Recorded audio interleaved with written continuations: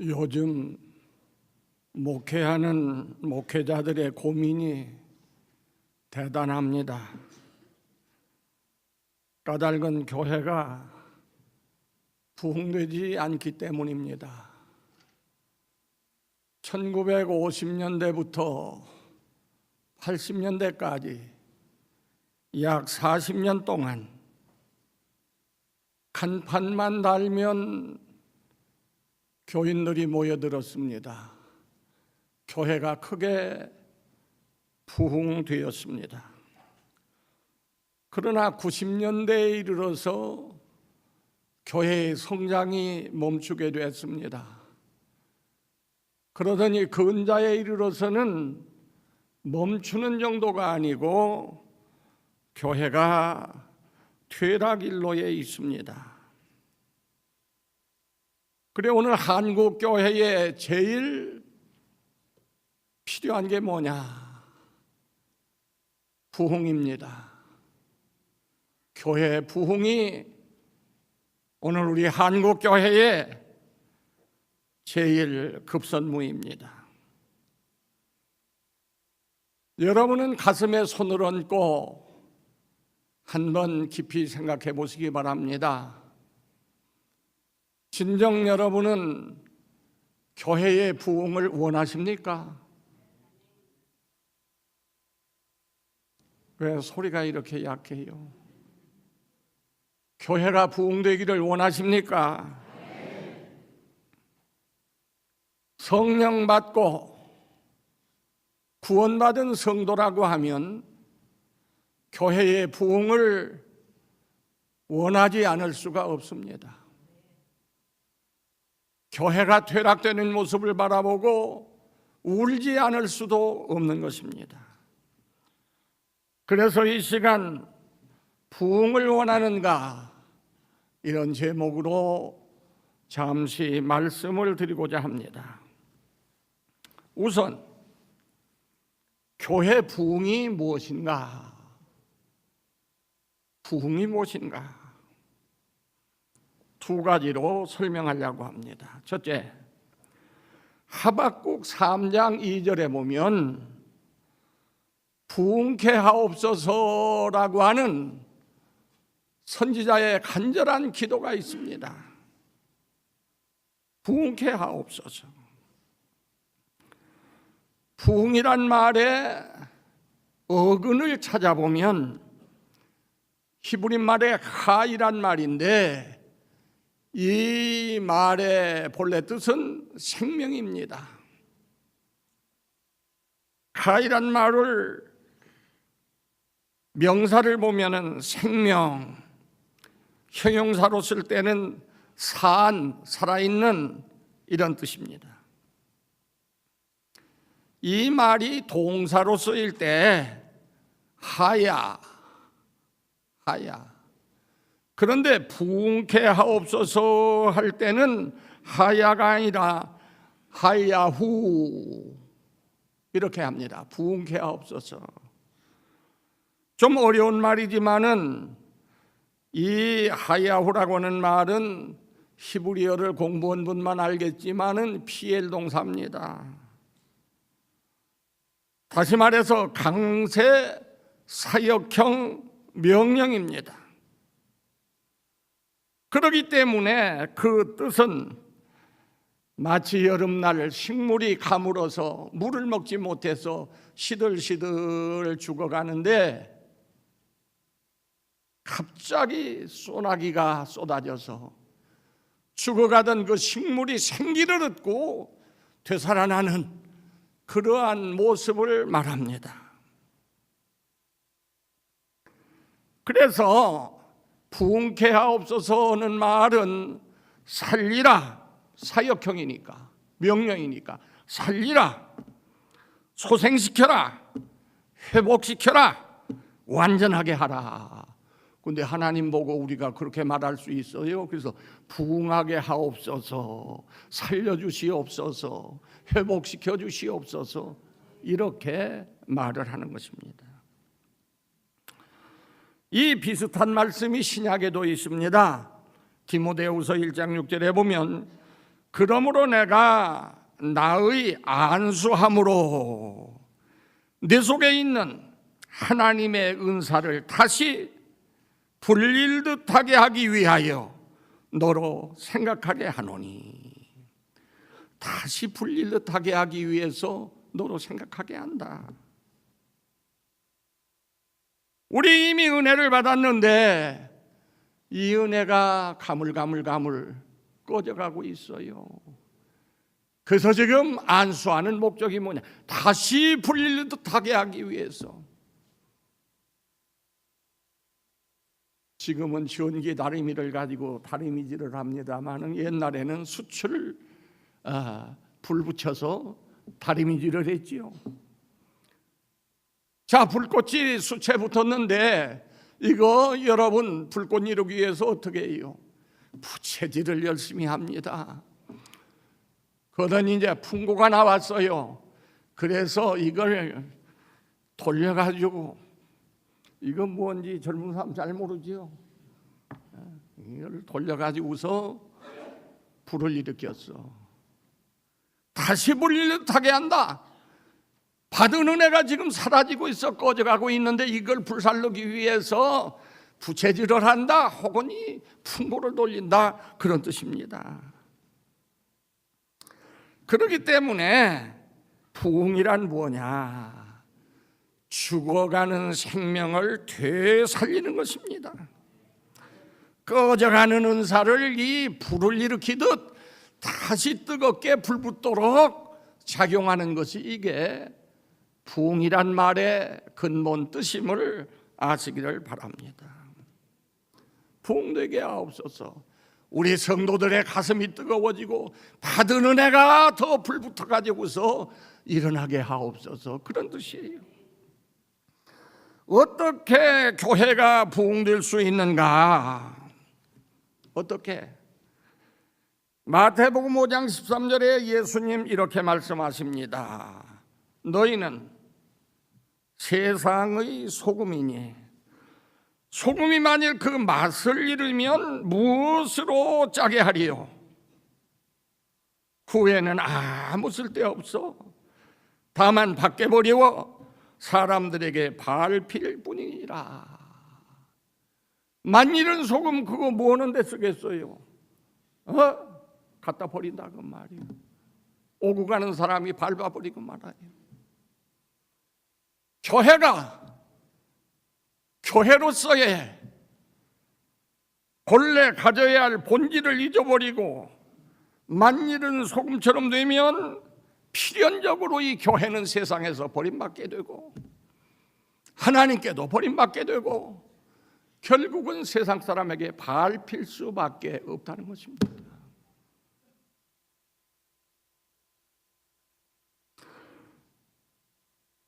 그렇기 때문에 교회 안에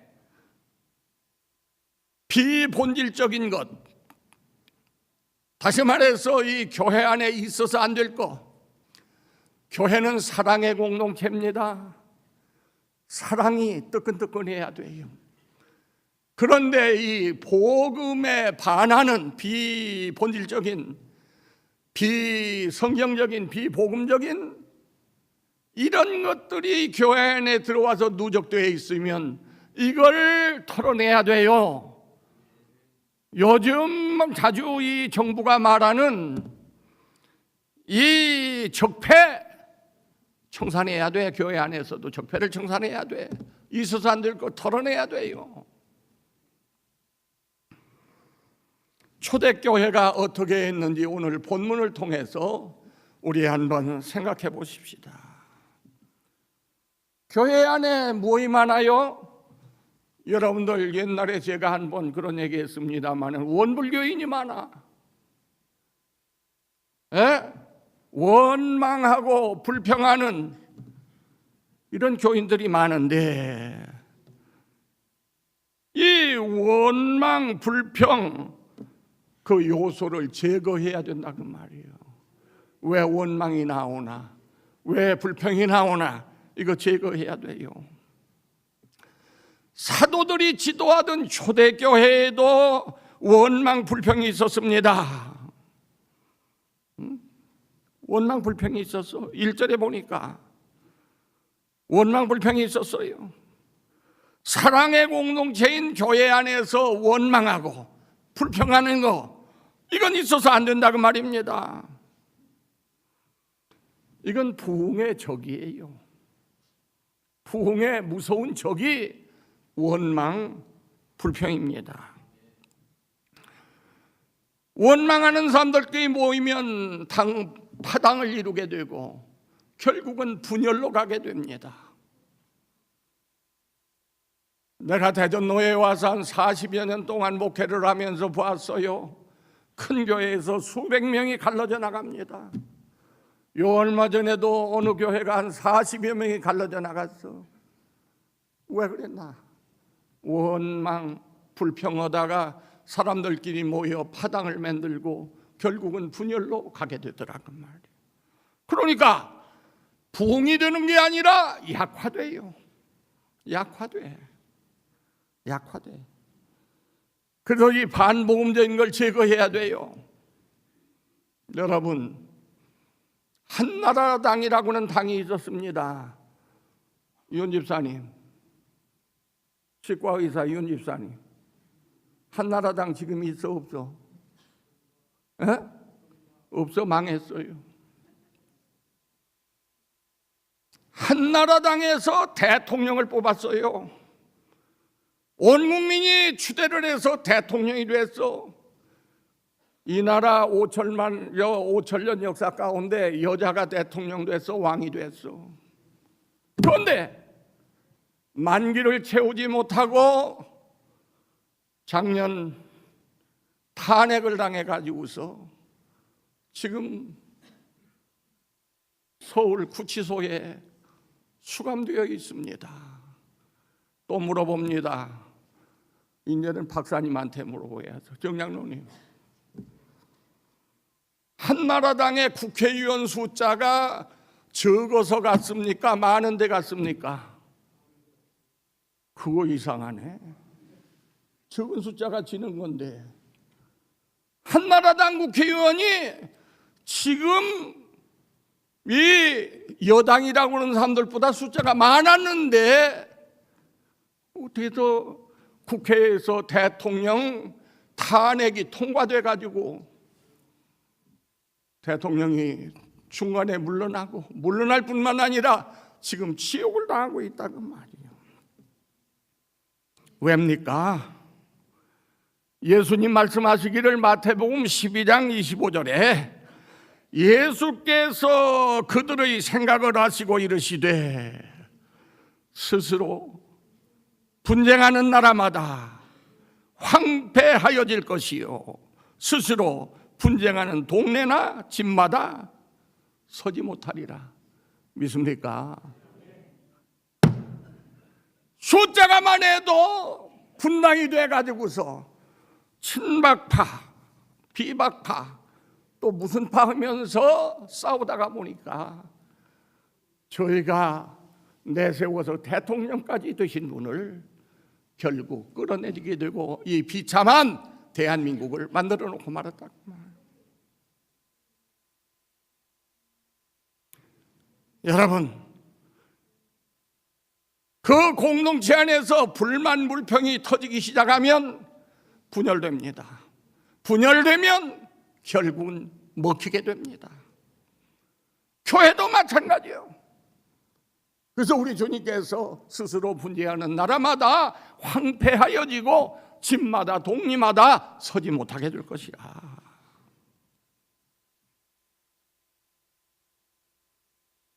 그렇기 때문에 우리가 진정 교회의 부흥을 원한다고 하면 교회 구석구석을 살펴보고 원망 불평하는 일이 있으면 그것을 빨리 해소시켜야 합니다.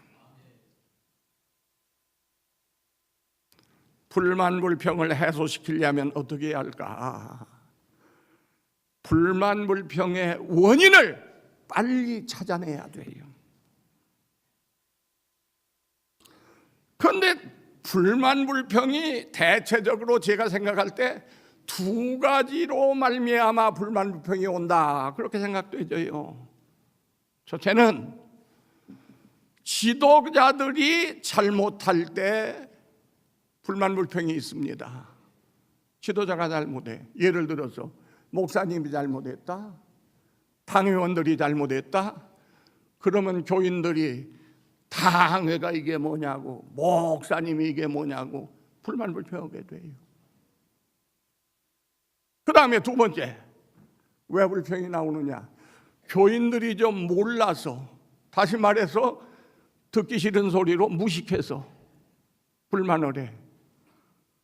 성경상으로 법적으로 따져볼 때 관계없는 걸 공연히 트집겨와서, 왜? 무식 때문에 또는 오해 때문에. 그래서 불만 불평이 오는 때도 있어요. 그러면 그 원인을 찾아야 돼요. 도대체 왜 불만을 하는가? 왜 원망을 하는가? 그래서 지도자가 잘못했으면 빨리 그건 나 잘못했습니다. 그리고 바로 잡아야 돼요. 당회가 잘못했으면 당회가 빨리 그건 우리가 잘못됐노라. 빨리 바로 잡아야 돼요. 대전의 큰 교회입니다.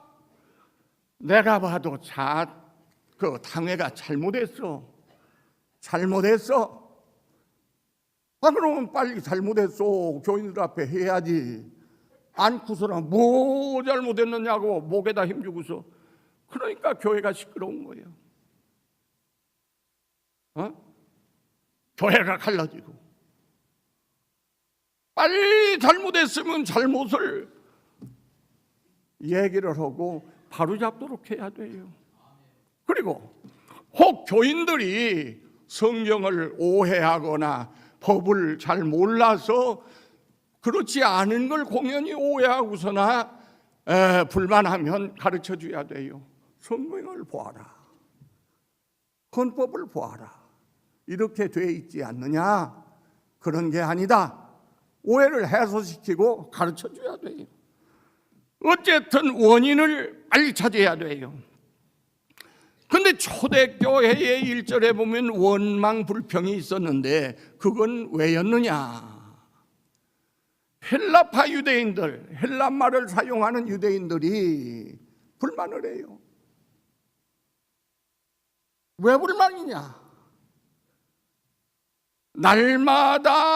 날마다 베푸는 매일구제라는 게 있어. 매일구제. 하루하루 나누어서 먹도록 하는 매일구제가 있었는데 헬라파 유대인들의 과부들이 이 매일구제에 빠지는 일이 있었어요. 남들 다 봤는데 나만 빠지면 섭섭해요, 안 해요? 그 불만 불평을 했다고 말이에요. 교회 안에서는 절대로 하우아박이 있으면 안 됩니다. 누구는 잘 대접하고 누구는 대접하지 않고 이렇게 하면 안 돼요. 그래서 야고보 선생은 그런 얘기를 했어요. 야고보서 뭐라고 말씀을 했는고 하니, 너 교회 안에 말이요, 아름다운 옷을 입고 금반지를 끼고 아주 사회에 명성이 있는 사람이 오면 이 옷이라고 앞으로 모셔다가 좋은 자리에 앉혀놓고, 가난한 사람, 별로 볼 것 없는 사람 오면 거기 서 있든지 내 발등상 밑에 앉아라. 발등상은 발 올려놓는 상을 말해요. 발등상 그 밑에 무시해버린단 말이에요. 이런 일이 있어서야 되겠느냐? 하나님은 오히려 가난한 사람들에게 믿음을 주셔서 그들도 하나님이 예비하신 나라를 상속받도록 하지 않느냐? 그런데 어째서 너희가 사람을 그렇게 평가해가지고 이런 짓을 하느냐? 이건 악이라고 분명히 말씀을 하고 있습니다. 야고보 2장 1절 5절에. 그러니까 이거 하와박하면 안 되는데 어떤 사람들은 넉넉히 먹도록 주고 헬라파 유대인들은 그 과부들이 이걸 받지를 못했다고 말이에요. 그래서 사도들은 이걸 발견했습니다. 우리가 이 나누는 일을 잘못했구나. 그래서 당장 이걸 시정하게 돼요. 그래서 불만의 원인이 뭐냐? 이걸 빨리 구석구석 살펴서 찾고 그 다음에는 합법적인 그러한 대책을 세워야 됩니다. 합법적인 대책을 세워야 돼요. 그 사도들은 자기들이 실수했고 잘못된 걸 깨닫고 시인을 했어요. 그리고서 대책을 세우는데, 자, 7명 집사를 뽑도록 했습니다. 이 나누는 일만 전문적으로 할 수 있는, 전적으로 할 수 있는 7명. 그런데 이 나누는 일은 잘해야 되기 때문에 아무에게나 맡기지 않고 믿음도 있고 지혜도 있고 성령 충만한, 그래서 남들에게 칭찬 듣는 사람 7명을 조인들로 하여금 선택하도록 했어요. 그리고 이걸 그 사람들에게 완전히 다 전적으로 맡겨버렸어. 그러므로 말미암아 빠지지 않았어요. 사도들이 누구를 차별해 가지고서 안 준 것 아니에요. 손이 모지라니까. 주다가 보니까 빠지는 사람이 들어 있었다고 말이에요. 자, 이렇게 해서 문제를 해결하게 된 것입니다. 믿습니까? 그래서 이 불만이 제거돼야 돼. 불만이 싹 트면 그 사람들끼리 모이면은 파당 만들고, 파당 만들면 분열로 가게 됩니다. 그러니까 교회가 붕될 수 있어요. 점점 약해지지. 두 번째, 어떻게 교회를 부흥케 할까? 맡은 자들이 직무에 전념해야 돼. 맡은 자들이 직무에 전념해야 돼. 우리가 해야 할 일은 많습니다. 많아요. 그런데 이 일 가운데는 기본적인 일이 있어요. 기본적인 일, 자기가 전무해야 할 기본적인 일이 있고, 그 다음 지엽적인 일이 있습니다. 지엽적인 일.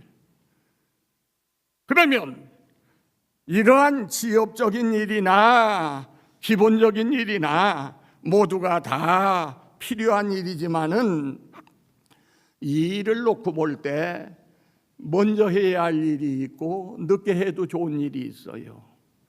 무거운 일도 있고 가벼운 일도 있어요. 먼저 해야 할 일, 늦게 해도 좋은 일이 있다 그 말입니다. 그렇기 때문에 이걸 잘 가려서 먼저 할 일 먼저 하고 뒤에 해도 좋은 일은 좀 미루고, 이렇게 해서 지혜롭게 일을 해야 된다고 말입니다. 육신을 돕는 일도 중요하지만은 영혼을 구원하는 일은 더 중요한 일이었습니다. 그렇기 때문에 사도들이 뭐라고 말하는 거니? 우리가 기도하는 일과 말씀 사역을 제껴놓고 이거 나누어 주는 일에 전념하는 게 이게 합당치 아니하다. 필요 없단 말이 아니에요. 그것도 해야 할 일이요. 그렇지만 사도의 입장에서는 이것이 가장 중요한 일이 아니었다고 말입니다. 그래서 집사들에게 그건 맡겼어요. 그건 다 맡기고 사도들은 기도하는 일에 전념했고 말씀 연구에 전념했습니다. 연구만 한 게 아니라 선포하는 일에 전념을 했어요. 이게 지혜로운 일이에요. 우리가 하나님의 말씀을 내쳐놓고 접대를 일삼는 것이 마땅치 아니하니 우리는 오로지 기도하는 일과 말씀 사역에 전무하리라. 말씀 사역에 전무하리라. 말씀 사역에 전무한다는 말은 몰두한다, 집착한다 이런 뜻이에요. 여러분, 목사님은 목사님이 해야 할 일에 전무해야 됩니다. 장로님들은 장로님들이 해야 할 일에 전무해야 돼요. 권사님들은 권사님들이 해야 할 일에 전무해야 돼요. 찬양대원은 찬양대로서 전무해야 돼. 몰두해야 된다고 말이에요. 몰두해야 된다고 말이에요. 교사들은 교사로서 자기 일에 전무해야 돼요. 사도들은 본무에 전념했어요. 뭐 은사란 각기 다 달라요. 또 은사는 다양해요. 그런데 하나님께서 각자에게 나누어 주셨다 그랬어. 그래서 서로가 돕고 서로가 협력해서 선을 이루도록 한 것입니다. 그 은사를 받은 대로 최선을 다해야 돼. 사명을 맡은 대로 최선을 다해야 돼. 고린도전서 4장 2절에 맡은 자들에게 구할 것은 충성이니라. 충성해야 돼. 네가 죽도록 충성하라. 그리하면 내가 생명의 면류관을 내게 주리라. 요한계시록 2장 10절에 있는 말씀. 사도나 목사의 본문은 뭐예요? 얼마 전에 임직식 때도 내가 말했어. 기도하는 일과 말씀 사역이 이게 목사님들의 첫째 해야 할 일입니다. 기도 전무하는 건 왜 그래요? 하나님의 뜻을 분명히 알고 하나님의 도움을 받기 위해서 기도하고,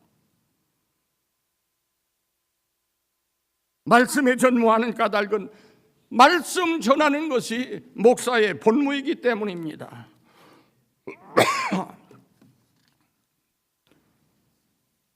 지난번에도 말씀드렸지만은 에레미야 1장 5절로 7절, 내가 너를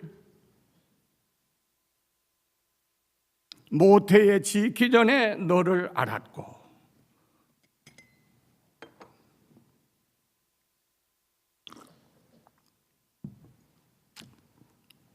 네가 배에서 나오기 전에 너를 구별하였고 너를 여러 나라의 선지자로 세웠노라 하시기로 내가 이르되 슬프도소이다. 주 여호와여 보소서, 나는 아이라 말할 줄을 알지 못하니이다. 그렇게 말하니까 하나님께서 내게 이르시되 너는 아이라 말하지 말고 내가 너를 누구에게 보내든지 너는 가며 내가 네게 무엇을 명하든지 너는 말할지니라. 선지자나 목사는 하나님의 말씀을 누구에게든지 가라고 하는 곳에 가서 전해야 돼요. 나 못해요, 두려워서 못해요, 그러면 안 돼요. 하나님의 말씀을 대신하는 자예요.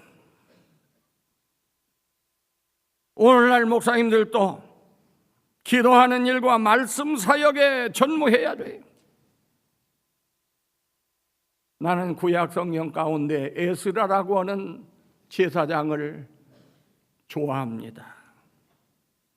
그는요, 말씀을 연구하고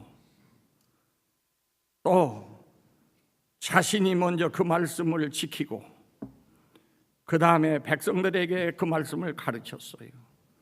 그 에스라 7장 10절에 보면 에스라가 여호와의 율법을 연구하여 준행하며 율례와 규례를 이스라엘에게 가르치기로 결심하였더라. 에스라가 얼마나 하나님 말씀을 깊이 연구했는지 성경에 에스라를 학사 에스라라. 오늘날 말로 말하면 성경 박사 에스라란 말이에요. 학사 에스라. 깊이 연구했어요. 그리고서 이 말씀을 가르쳤어요. 가르치기 전에 자기가 먼저 실행하고 가르쳤다 그 말이에요. 그렇기 때문에 느헤미야 8장 1절로 12절까지 보면 수문화 광장에 야외 집회를 해요. 나무로 짠 강단을 놓고 거기에 서서 온 백성 다 불러 모아놓고 성경을 강론하는데 읽기만 한 게 아니에요. 듣는 사람들이 이해할 수 있도록 설명을 했어요. 에스라 8장 8절에 보면 하나님의 율법 책을 낭독하고 그 뜻을 해석하여 백성에게 그 낭독하는 것을 다 깨닫게 하니 9절에 백성이 율법의 말씀을 듣고 다 우는이라. 역사가 일어나기 시작한 거예요. 느헤미야 9장 1절로 3절 그달 29 날에 이스라엘 자손이 다 모여 금식하며 굵은 베옷을 입고 티끌을 무릅쓰고 모든 이방 사람들과 절교하고 서서 자기의 죄와 조상들의 허물을 자복하고 막 회개운동이 일어난 거예요. 이날 낮 4분의 1은 그 자리에 서서 그들의 하나님 여호와의 율법책을 낭독하고 낮 4분의 1이면 3시간인데 3시간 동안 서서 하나님의 말씀을 이 사람들이 낭독하고 듣고 했습니다. 앉아서라고 안 했어. 평평히 앉아서 서서. 그리고 낮 4분의 1은 죄를 자복하며 그들의 하나님 여호와께 경배했다. 말씀 3시간 공부하고 3시간 자복기도 하고 회개했어. 죽어가는 심령이 이렇게 살아나고 생활의 변화가 일어나는 거, 이게 바로 부흥이라고 하는 것입니다. 믿습니까? 그러면 사도들만 그렇게 한 게 아니에요. 집사들도 그렇게 했어. 여기 보면 7 집사, 이 사람들도 자기에게 맡겨진 사람에 잘 감당해서 그 후에 어디 또 뭐 불만했다는 얘기가 나와요? 없어요. 뿐만 아니라 전도하는 일에도 열심히 했습니다. 전도하는 일에도 스데반 집사는 전도하다가 순교했어요. 빌립 집사 열심히 전도를 했습니다. 사마리아까지 내려가서 전도했어요. 외국 사람에게도 전도했어. 에티오피아 여왕 간다게의 그 국고를 맡았던, 지금으로 말하면 재무부 장관 내시에게 전도한 것을 사도행전 8장 26절 이하에서 볼 수가 있어요. 얼마나 저들이 성실하게 자기 맡은 일을 감당한 것을 알 수가 있습니다. 교회가 부흥되려면 각자 맡은 소임을 잘 감당해야 돼요. 이 시계라고 하는 거 요즘은 전자시계라 뭐 이 내용이 별로 복잡하지 않지만 옛날 기계식 시계를 보면 참 부속품이 많아요. 그래서 제가 한번 시계를 분해를 한번 해보겠다고, 저도 이게 보통 사람이 아니에요. 그래서 이걸 드라이버를 가지고서나 다 분해를 해놨는데 맞출 줄을 몰라서 시계 하나 그냥 버리고 말았어. 얼마나 그 부속품이 많은지. 근데 그거 하나만 작동 제대로 안 하면 전체가 다 올스톱이에요. 우리 교회 안에 직분 맡은 분이 많아요. 이런 분 저런 분. 또 여러분들이 해야 할 일이 많은데 전체가 움직여야 돼. 자기 해야 할 일을 바로 해야 돼요. 뒷방에 앉아서나 여러분들 비난이나 하고 앉았으면 안 돼요. 그건 교회 망치는 일이지 부흥케 하는 일이 아니에요. 내 사명을 각자가 바로 감당할 때 교회는 부흥될 수 있다. 믿으시기 바랍니다. 마지막으로 한 가지 더. 하나님의 말씀이 왕성해야 합니다.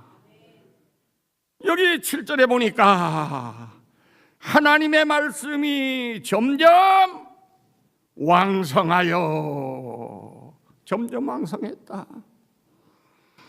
이 왕성했단 말 에옥세난이란 말인데, 에옥사넨, 이 에옥사넨이라고 한 말은 미완료 능동태입니다.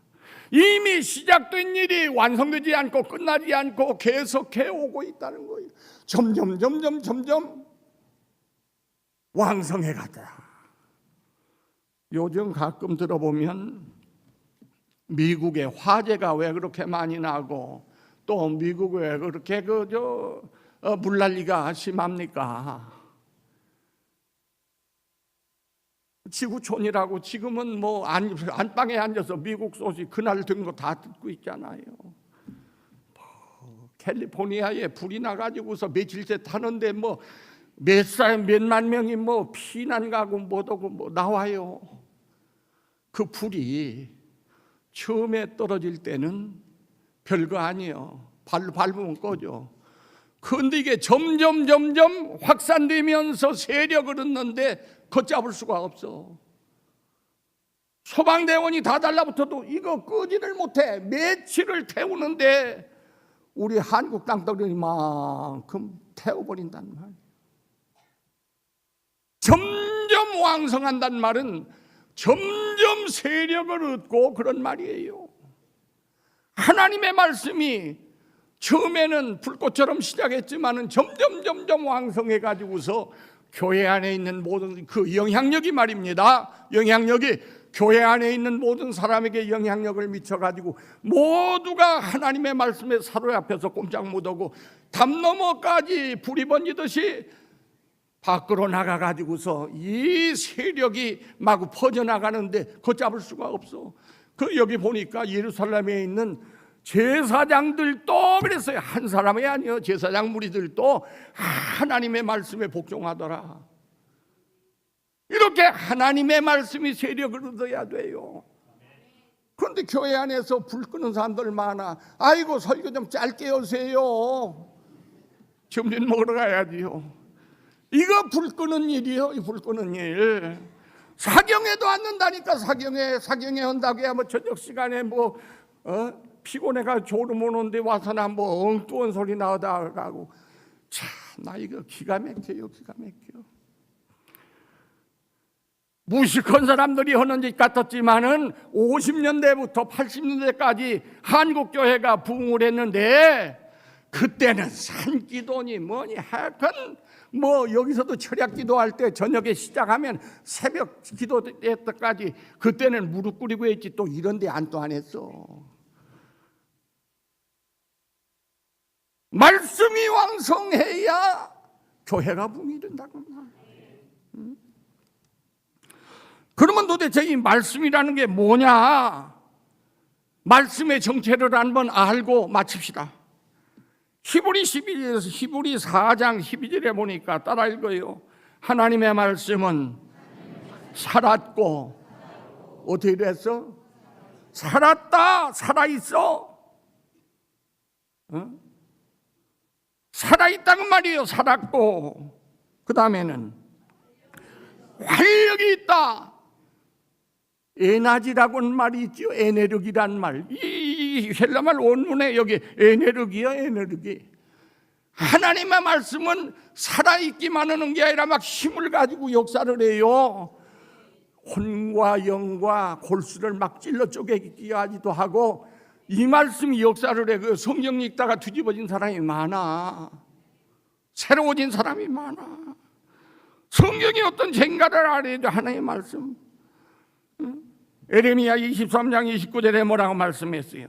여호와의 말씀이니라 내 말이 불같지 아니하냐, 바위를 쳐서 부서뜨리는 방망이 같지 아니하냐.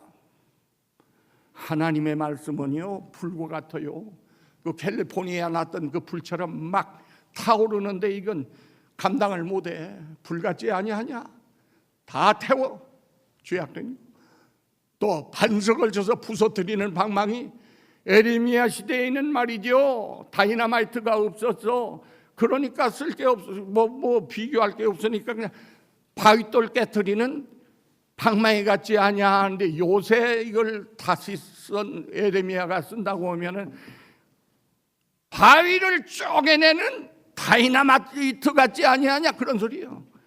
하나님의 말씀은 진짜 그 완악한 심령도 깨트리고 부서뜨리고 마구 더러운 것들을 태우는 이런 역할을 해요. 뿐만 아니라 시편 119편 105절에 주의 말씀은 내 발의 등이요 내 길의 빛이니이다.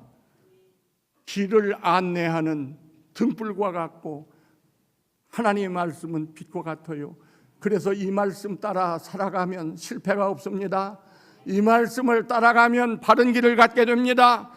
그렇기 때문에 이 말씀이 흥왕할 때 부흥의 역사가 나타난다고 말이에요. 새로워지는 역사가 나타나. 사람도 변화되고 마구 회개하고 생활이 변화되고. 말씀을 잘 듣는 데서 이제 부흥은 시작되고 말씀을 순종할 때 열매를 맺게 되는 것입니다. 초대교회는 이 말씀이 흥왕해서 부흥됐습니다. 말씀을 맺겠습니다. 예수님은 요한복음 10장 10절에서 내가 온 것은 양으로 생명을 얻게 하고 더 풍성히 얻게 하려 하는 것이라. 생명 얻고 더 풍성히 얻게. 교회는 부흥해야 합니다. 교회 부흥은 세 가지예요. 교회 안에 있는 불만의 요소 제거해야 돼요. 그 다음에 이 일 맡은 사람들이 자기 일에, 자기 그 본무에 충성을 다해야 돼. 마네킹처럼 앉아만 있으면 안 돼요. 그 공연히 세우는 것 아니에요. 자기 할 일 바로 해야 돼요. 마지막에 하나님의 말씀이 왕성하게 될 때 부흥이 가능하다는 것을 기억하면서 이를 위해 기도하고 이를 위해 힘쓰는 여러분 되시기를 주의 이름으로 부탁합니다. 기도하십시다. 은혜로우신 하나님 감사합니다.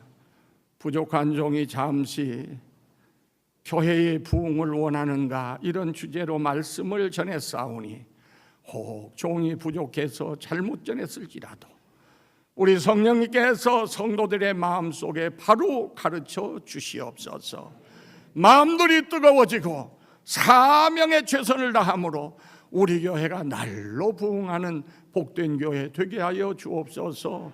목사님 지금 성지순례 중이오니 온 성도들과 함께 성공리의 모든 여행 마칠 수 있도록 인도해 주옵소서. 예수님 거룩하신 이름으로 감사하며 기원하옵나이다.